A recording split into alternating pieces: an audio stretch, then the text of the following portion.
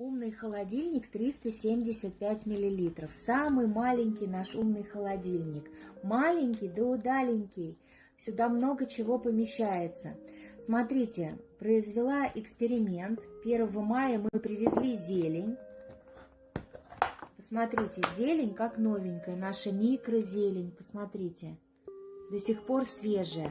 Сейчас расскажу вам про умный холодильник.